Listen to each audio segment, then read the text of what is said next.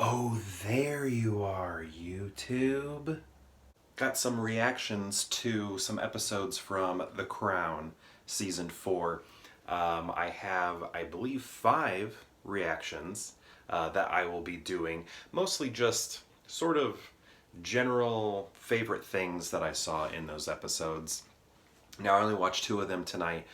The others, were previous nights, but I wasn't able to construct a vlog documenting my reaction to those earlier videos. So 2 of them are extremely fresh in my head.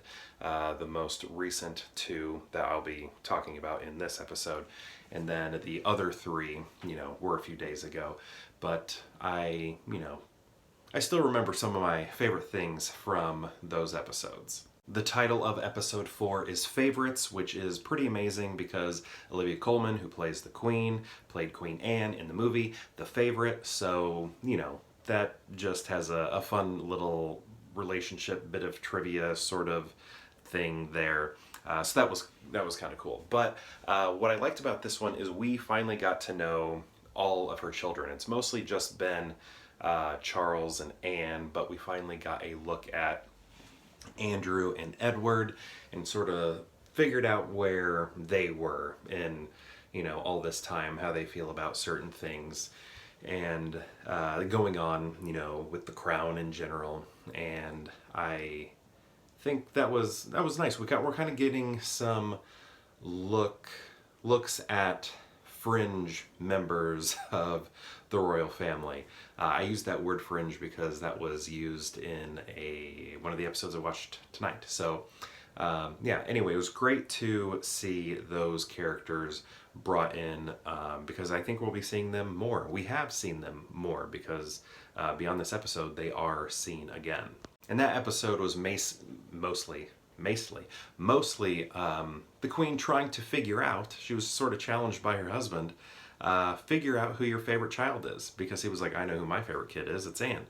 Who's yours? Every parent has a favorite child, is what he says. And she was on the quest to figure out who it was. Episode 5 was titled Fagan, after Michael Fagan, the person who broke into Buckingham Palace and found the Queen and just spoke with her for like 10, 15, 20 minutes, something like that. That actually happened. I can't believe that happened.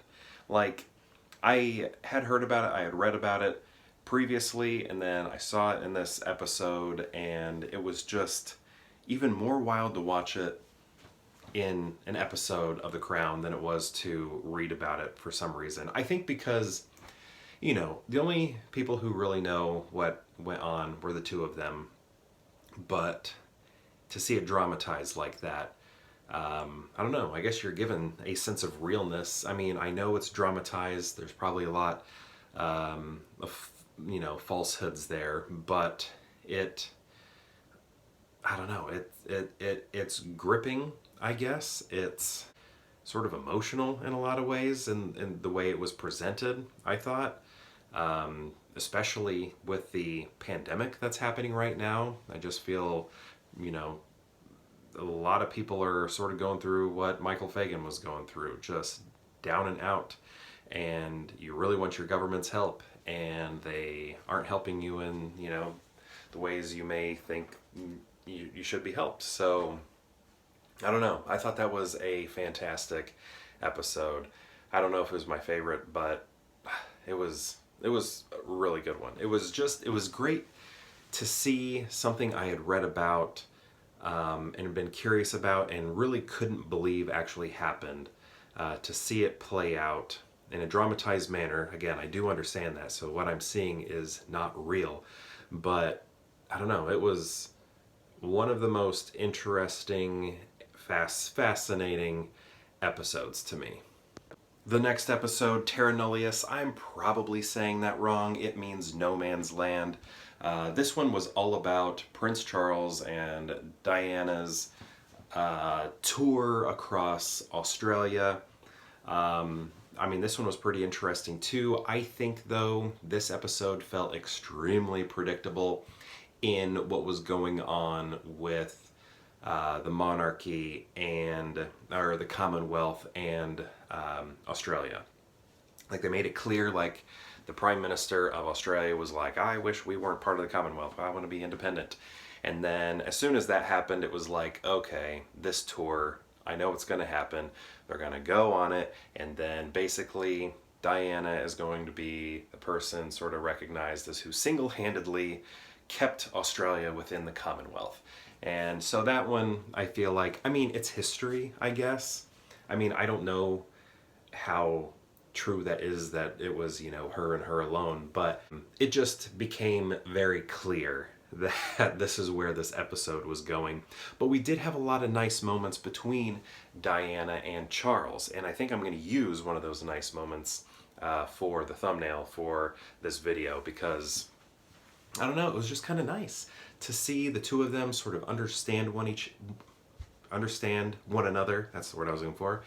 And you know, obviously we know things don't work out between them, but it was nice to see them start to understand and respect one another and find each other's needs.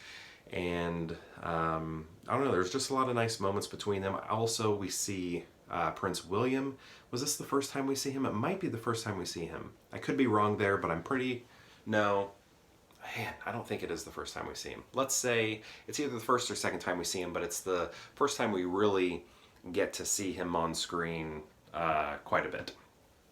Also, I wanted to mention, in the previous video I talked about, I wonder if they're going to show the wedding between Charles and Diana. They didn't. They didn't show it on the show. And I think that was a smart choice, a good choice, because we've seen it through video, through imagery. I mean, it was one of the most photographed, seen weddings ever. I mean, I don't even think I wasn't alive when it happened, but I've seen so much footage of it.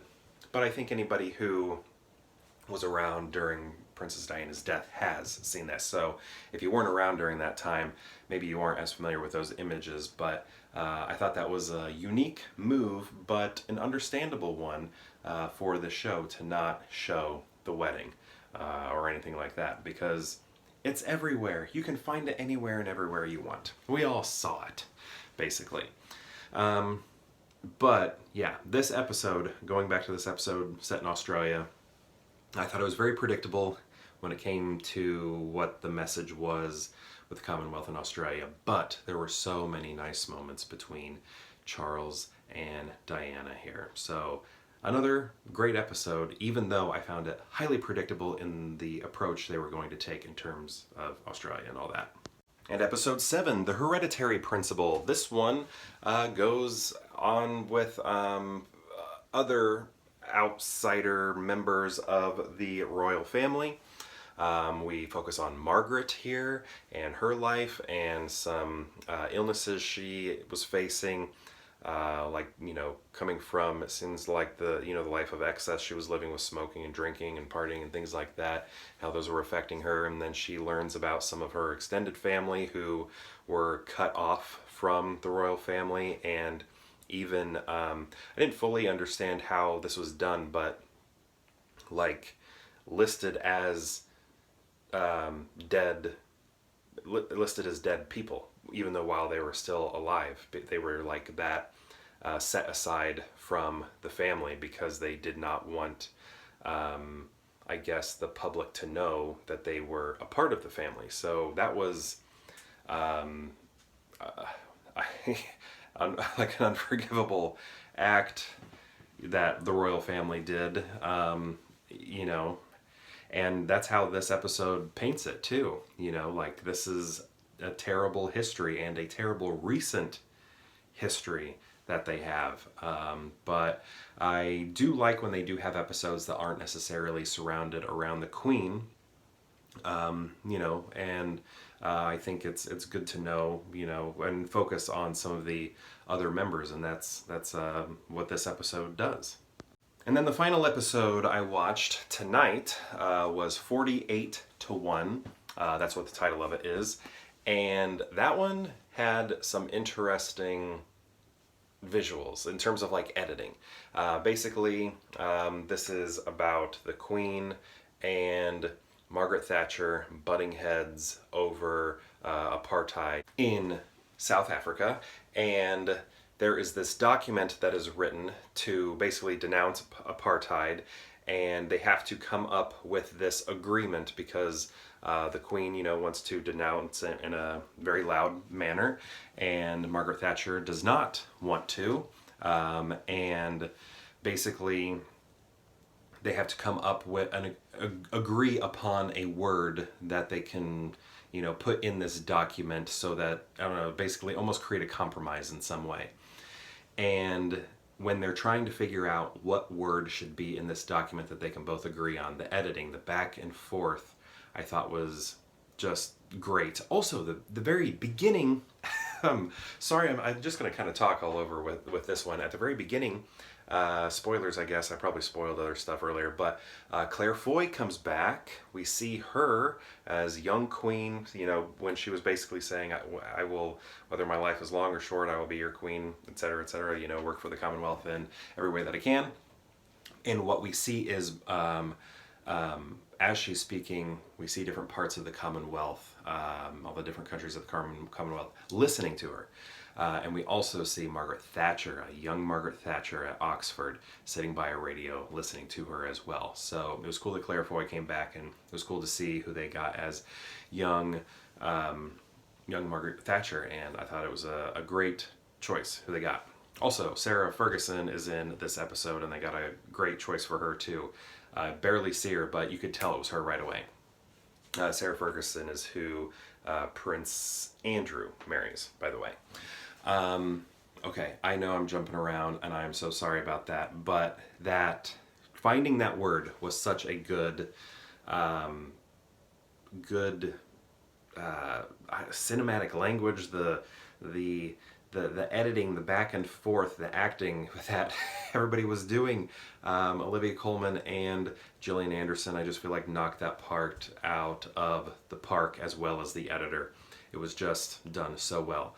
But yeah, it was basically sort of about the Queen sort of saying opinions about politics, which she does not do, and saying something not so kind about her prime minister, which she does not do, usually very impartial, does not say anything positive or negative.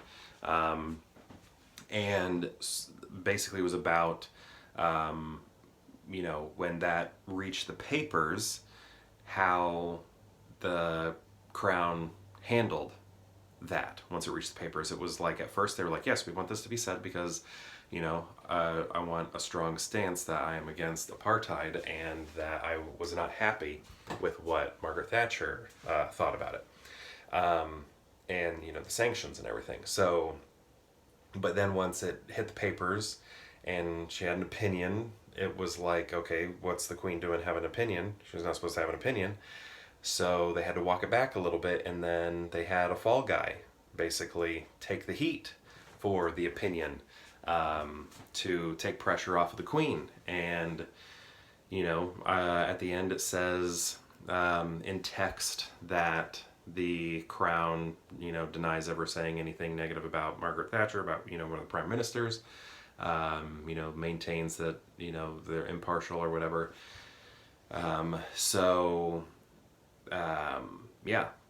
That guy whose name I forget ended up being the fall guy. There was basically the Crown's press secretary took the fall and resigned or was fired or something. And I don't know. I feel like I'm describing this episode terribly, but I just want you to know it was a very good one.